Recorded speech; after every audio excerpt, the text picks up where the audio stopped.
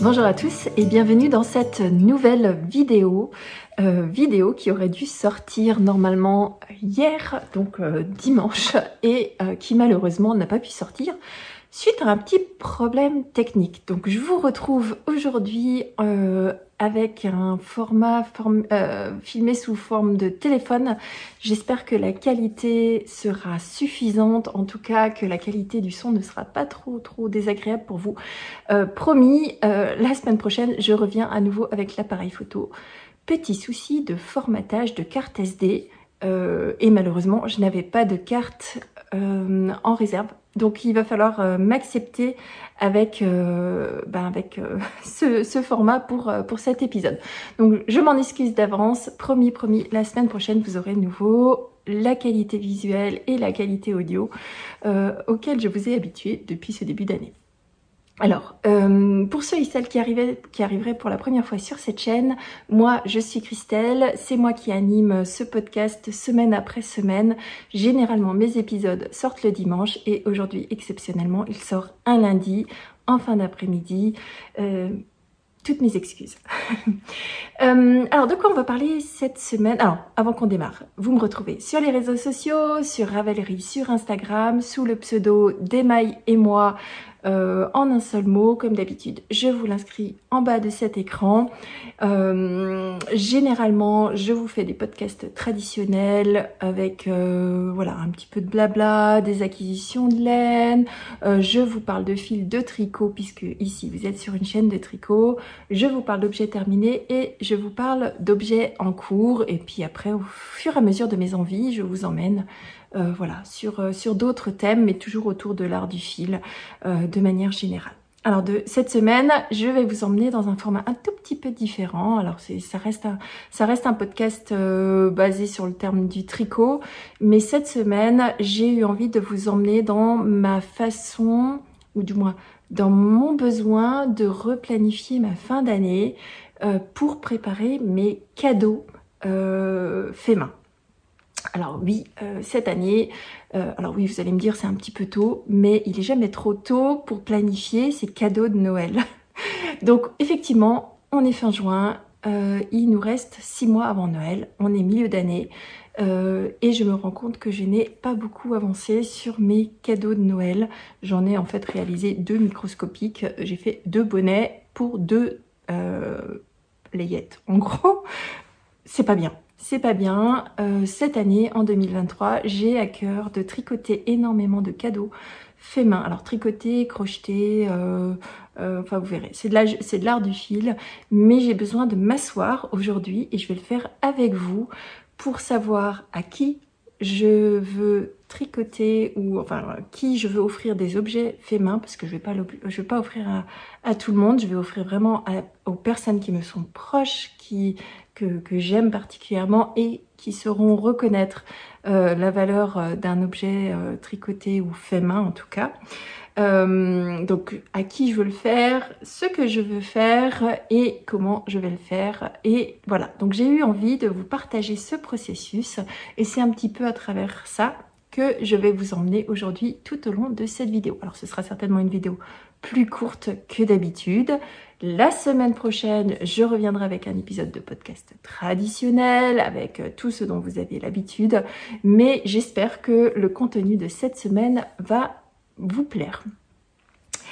Alors, ce sera un petit peu un podcast qui sera un petit peu sous le même format que ce que vous avez l'habitude de voir sur ma chaîne en tant que vlog, c'est-à-dire que vous aurez des moments où je vais vous parler face caméra et puis des moments avec la musique où je vous montre ce que je fais et comment je le fais. Donc j'espère que cet équilibre vous plaira et que la musique que j'aurai sélectionnée pour cet épisode vous plaira également. J'accorde toujours beaucoup d'importance à la musique que je vous sélectionne pour vous mettre en avant un certain nombre d'artistes qui me plaisent. L'une d'entre vous m'a fait la remarque que souvent ce sont des artistes qui chantent en anglais. Alors oui, je sais, j'aurais beaucoup aimé vous mettre de la langue française sur les musiques sélectionnées, et malheureusement mon fournisseur de musique, du moins la plateforme que j'utilise pour sélectionner mes musiques, n'a aucun titre sélectionné en français.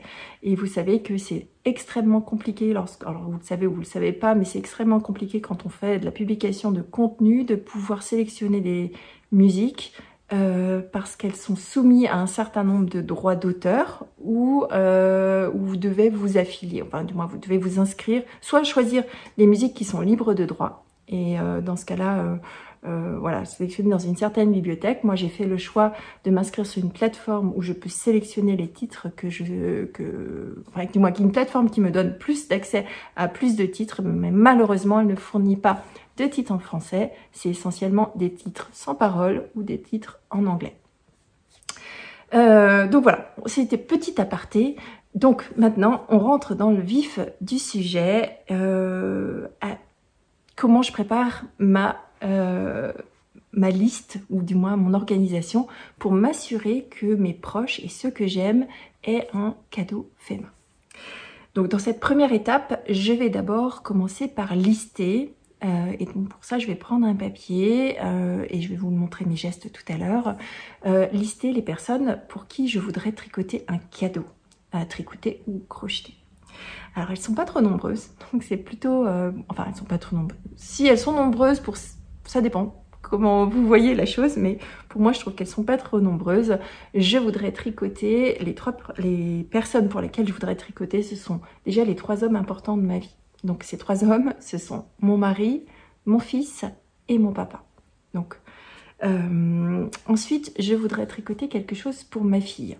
Alors ma fille, elle porte pas de chaussettes, enfin, c'est un petit peu compliqué, mais j'ai fini par trouver quelque chose que je voulais tricoter pour elle.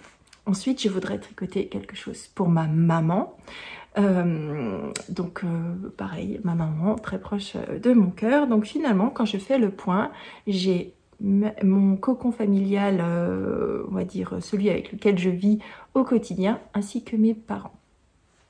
Et si jamais j'ai encore du temps, et ça on verra après dans la phase de planification, eh bien j'ai 2 petits bébés qui sont dans la famille depuis pas très longtemps, sur lesquels il y a de la layette potentiellement à tricoter. Donc si j'ai le temps, je tricoterai peut-être un petit peu de layette pour ces 2 petits bébés. Bébés où maintenant on peut plus appeler le deuxième un bébé. Donc il y a une petite fille qui est née cette année et un petit garçon qui est né maintenant il y a 2 ans, enfin, qui va avoir 2 ans en fin d'année. Donc je sais pas si on dit que c'est encore un bébé, on va dire que c'est encore un bébé. Des petits objets.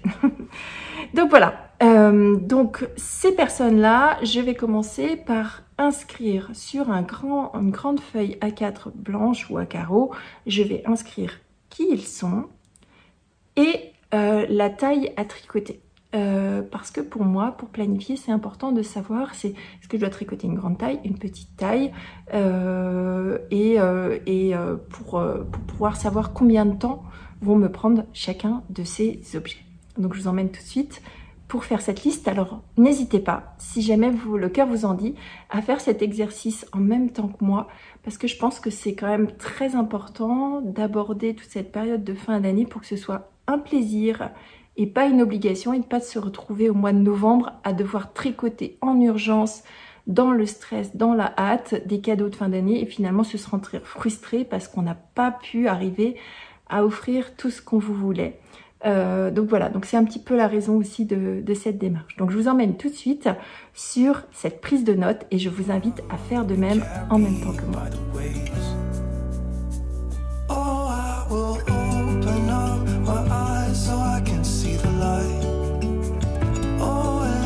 Try to spread my wings so I can fly. Oh, and the darkness starts to fade. Feels like things are gonna go my way. I'm gonna let the sun shine in the day.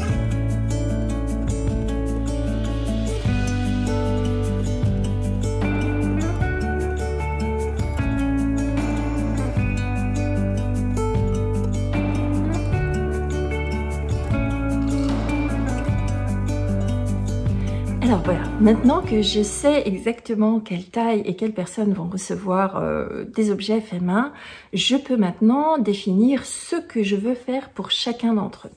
Alors ça va être relativement simple pour les 3 hommes importants dans ma vie, puisque chacun d'entre eux vont recevoir une paire de chaussettes tricotées fait main. Vous le savez, alors si vous me suivez depuis longtemps, mon fils et mon mari, c'est la bataille à celui qui obtiendra la prochaine paire de chaussettes.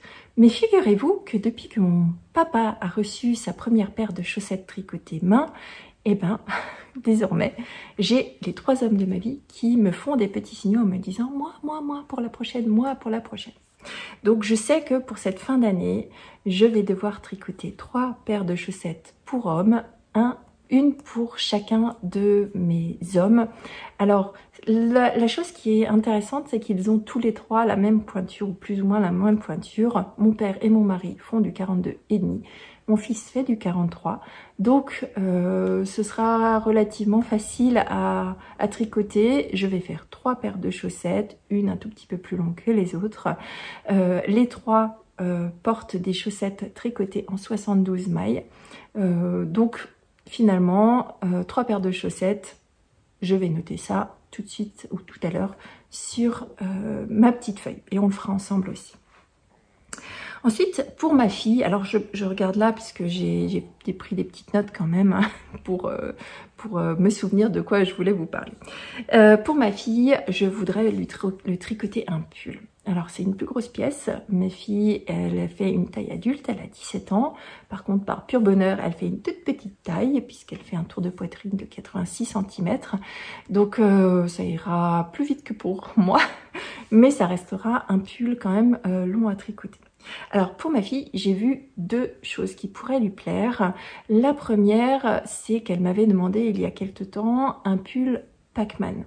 Un pull Pac-Man, je pense que vous connaissez les chaussettes Pac-Man de Lucienne Tricotte. Si vous ne les connaissez pas, je vous mets au fur et à mesure que je vous parle des photos de ce dont je vous parle.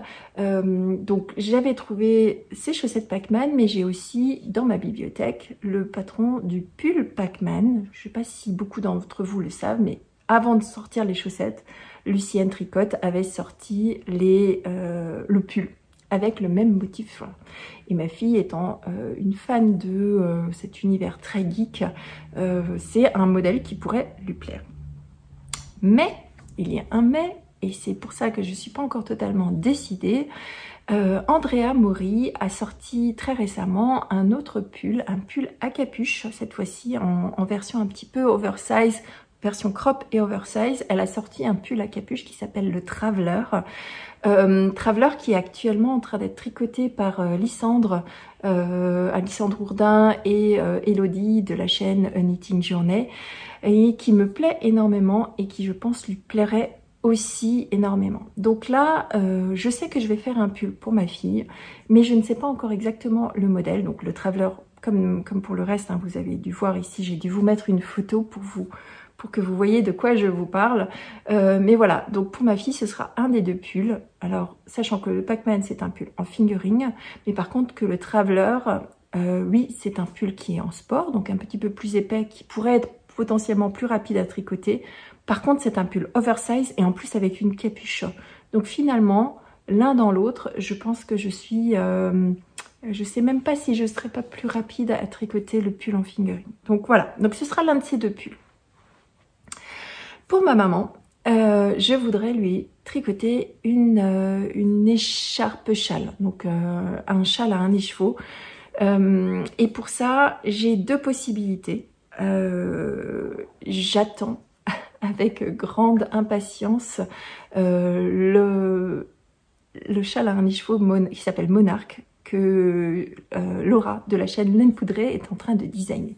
C'est un châle que j'ai vu en vrai lors du salon Bretzlen et qui m'a énormément plu. Donc comme d'habitude, je vous mets une petite photo ici. Hein. Un châle Monarque qui me plaît énormément. Et alors, ce que je ne sais pas encore, c'est si je l'offre ou si je le tricote pour moi. Donc voilà, soit il sera pour ma maman, soit il sera pour moi. Et si jamais je ne le fais pas pour ma maman, je ferai j'ai un design aussi de châle à harnais chevaux sur mes élus, ou du moins en tout cas dans mes papiers actuellement, sur lesquels j'ai quasiment finalisé l'écriture du design, mais que je n'ai pas encore monté en tant que prototype. Donc ce sera soit le monarque, soit un châle que je ferai selon un design à moi, et un châle à harnais chevaux. Donc là, on a fait la première partie. Ensuite, je voudrais pour chacun de mes enfants, donc mon fils et ma fille, réaliser un petit amigurumi pour, cette fois-ci pas pour Noël, mais pour leur mettre dans le calendrier de l'Avent. Donc ça, il va falloir que je le prenne en compte dans ma planification tout à l'heure, que ces deux objets, il faudra que je les fasse un petit peu en avance, que je pourrais pas les faire et que je ne pourrai pas les faire courant du mois de décembre. Et donc, je vous disais, hein, 2 petits projets de layettes, mais ça, alors là, pour le coup, ce sera vraiment fait beaucoup plus tard parce que je voudrais être sûre d'avoir fini tout le reste avant de faire ces petits objets des layettes.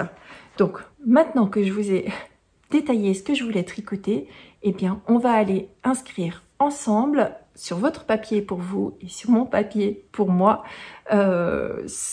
chaque projet en face de chaque nom qu'on a noté avant sur votre papier. À tout de suite.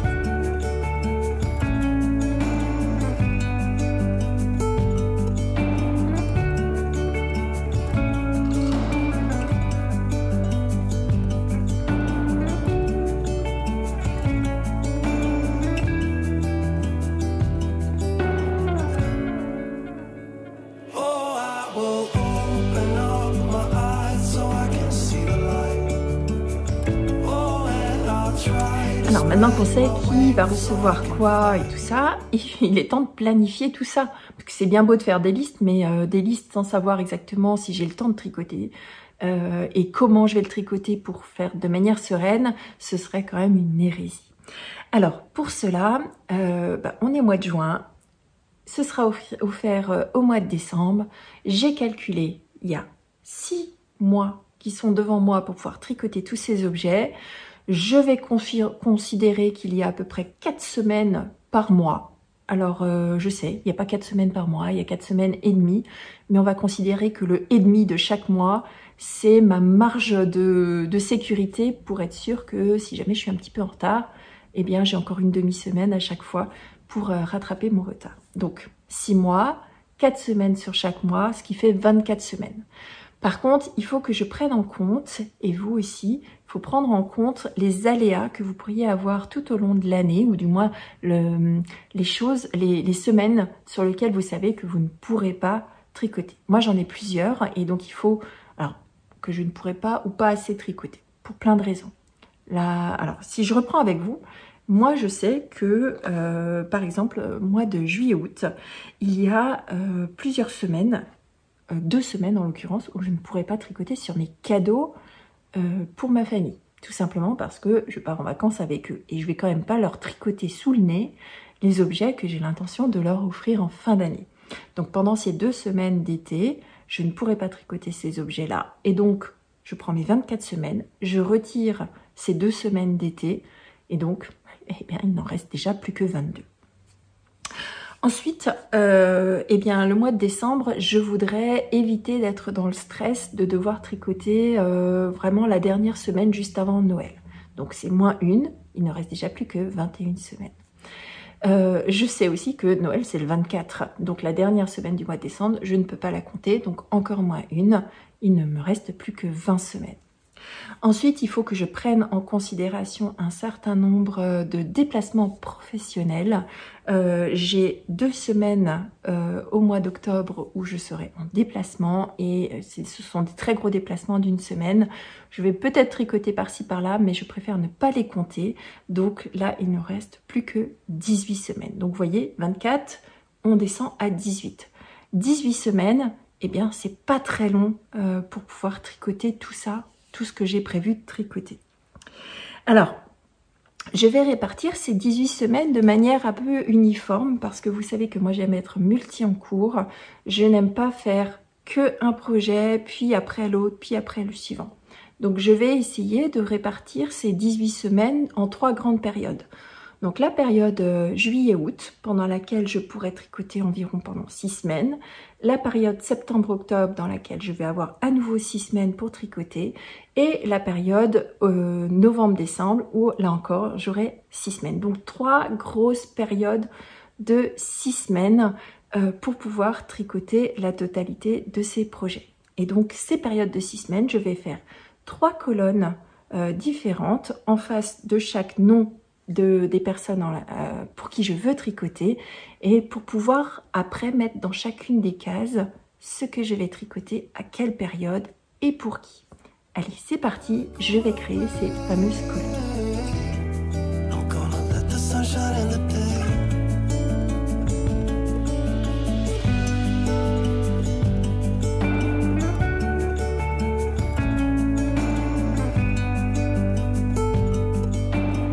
Allez, alors c'est parti, 3 périodes, 3 paires de chaussettes. Jusque là c'est très facile puisque je vais tout simplement tricoter une paire de chaussettes dans chacune des périodes. Donc une période en juillet-août, une paire de chaussettes en juillet-août, une paire de chaussettes en septembre-octobre et une paire de chaussettes en novembre-décembre. Donc jusque là c'est relativement facile pour moi de planifier, et je pense qu'une paire de chaussettes toutes les 6 semaines, c'est bien, ça me permet de le faire un petit peu en dilettante. Moi, il me faut généralement une bonne semaine. Si je ne tricote que ça, il me faut une semaine pour faire une paire de chaussettes, parfois moins. Donc, je sais que sur 6 semaines, je peux l'étaler par-ci par-là et je n'aurai pas de stress pour tricoter ces paires de chaussettes. Ensuite, par contre, là maintenant, il faut que je me concentre parce que les autres pièces, ce sont des pièces qui me demandent un peu plus de travail. Donc, j'ai un pull pour hommes à réaliser. Et ça, je sais que c'est un petit peu long. Donc, je ne voudrais pas que ce soit le dernier projet à tricoter parce que je ne voudrais pas me mettre en stress. Je ne voudrais pas non plus que ce soit le pull que je vais tricoter en juillet-août, tout simplement parce que j'ai déjà un pull sur mes aiguilles actuellement pour mon mari. Et je ne voudrais pas en commencer un autre en parallèle pour lui. Donc, voilà, ça peut pas être juillet-août, ça peut pas être novembre-décembre pour une histoire de psychologie pour moi. Donc, tout naturellement, le pull de mon mari, je vais le tricoter en septembre-octobre. Et tout à l'heure, je vais aller le noter sur mon tableau. J'ai le châle de ma maman, et là, je suis pas prête. Alors, aucun des patrons n'est prêt. Donc, ça ne peut pas être le tricot que je vais réaliser en juillet-août parce que le patron de laine poudrée n'est pas encore sorti, le patron du monarque, et mon patron de design n'est pas encore suffisamment abouti. Donc là, pour pas être en stress, je vais tout simplement basculer sur la dernière période. Donc, je sais que le châle de ma maman, je le ferai à la fin, en novembre-décembre, ce qui me permettra, puisque comme c'est un châle à un écheveau, ça me prend beaucoup moins de temps, ça me permettra aussi d'avoir un petit peu de moments un peu moins en stress aussi, et donc de le faire tranquillement. C'est quelque chose qui est beaucoup plus rapide à faire qu'un pull.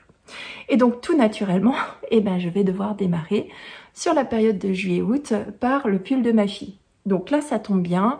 Sur les 2 patrons, les 2 sont disponibles. Il y en a un qui est déjà dans ma bibliothèque, l'autre du Traveler qui ne l'est pas encore, mais que je vais faire rentrer très rapidement dans ma bibliothèque. Pour le pull Pac-Man, j'ai déjà les laines en stock. Pour, si je devais choisir le pull Traveler, je n'ai pas encore les laines et donc il faudrait que je réfléchisse à passer une petite commande. Comme il y a les soldes qui démarrent incessamment sous peu, il y a quand même de grandes chances que ce soit le pull Traveler qui monte sur mes aiguilles et que j'en profite pour passer commande de cette laine pour ma fille. Donc, je crois que mon plan est fait. Ce sera donc dans l'ordre pour la période juillet-août, une paire de chaussettes et le pull Traveler pour mes cadeaux de Noël de fin d'année. Pour la période septembre-octobre, il y aura un pull homme ainsi qu'une paire de chaussettes homme sur mes aiguilles. Et pour la dernière période de fin d'année, il y aura une paire de chaussettes homme ainsi qu'un châle à un écheveau sur mes aiguilles. Il me reste à intercaler les 2 petits amigurumi que je vais mettre par-ci par-là. Très certainement un cet été et à moi je fasse les deux cet été. Mes enfants partent 2 semaines en colonie, enfin pas en colonie, ils partent en séjour linguistique en Angleterre sur les 2 premières semaines de juillet. Enfin, 2 premières semaines des vacances scolaires de juillet. Je pense que ce serait peut-être la bonne opportunité pour faire une semaine un amigurumi, l'autre semaine un suivant. À moins que je fasse un sur chaque période, ça c'est encore à voir. Donc je pense qu'effectivement, je vais ramener tout ça en début de période, comme ça ce sera fait, j'aurai plus besoin d'y penser et le calendrier de l'avant de mes enfants sera garni. Et puis bah, la layette, comme c'est un objet, ce sont des objets sur lesquels je ne veux pas me mettre de pression et que je ferai si j'ai le temps uniquement, eh bien ce seront des objets que je vais réaliser sur la dernière période de l'année, donc novembre-décembre. Ça tombe bien, je n'avais que un châle à un écheveau, donc j'avais que 2 petits projets finalement, une paire de chaussettes, un châle à un écheveau. La layette s'intercalera parfaitement à ce moment-là. Donc je suis très contente, je vais aller noter tout ça sur mon planning qui va me servir de garde-fou et surtout de façon de voir les choses assez zen, parce que je sais que j'ai un plan, je vais pas forcément le respecter à 100% non plus, vous le savez comment je suis, mais ça me permettra d'aborder sereinement ces cadeaux de fin d'année. Allez, c'est parti, je vais noter tout ça avec vous.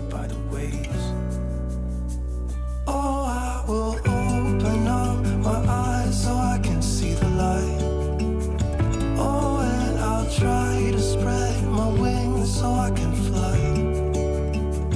Oh, and the darkness starts to fade. Feels like things are gonna go my way. I'm gonna let the sun shine in the day. Et voilà, j'espère que cette vidéo vous aura aidé. En tout cas, moi, ça m'a beaucoup aidé. Je sais désormais que j'ai un plan bien détaillé de ce que je dois faire en juillet-août, en octobre-novembre, en juillet-août, en septembre-octobre et en novembre-décembre pour être sûr que mes cadeaux de Noël soient prêts à l'heure et que je puisse gâter les personnes qui sont proches de mon cœur avec des objets faits main. Tout ça dans la bonne humeur, on va dire dans la zénitude, puisque je n'aurai aucune pression à réaliser et donc ce sera vraiment que du pur bonheur. J'espère que ce contenu vous a plu, que ça vous aura aussi beaucoup aidé à planifier votre fin d'année, parce que oui, ne vous y prenez pas à la dernière minute, le fait main, ça prend du temps. Et je trouve que c'est tellement gratifiant d'offrir quelque chose qu'on a réalisé soi-même et sur lesquels on a passé beaucoup de temps, en tout cas aux personnes qui savent apprécier le fait main. Hein, on est d'accord que tout le monde n'apprécie pas, mais dans ma famille tout le monde apprécie et ça m'apporte énormément de satisfaction, puisque dans chacune des mailles que je vais tricoter pour mes proches, il y aura une petite pensée et beaucoup d'amour. Voilà, il me reste à vous souhaiter une très belle semaine créative. Je vous retrouve ce dimanche avec un podcast plus traditionnel. Je vous souhaite beaucoup de créativité, beaucoup de plaisir et je vous dis à bientôt. Bisous, bye bye. I'm gonna let the sun shine in the day.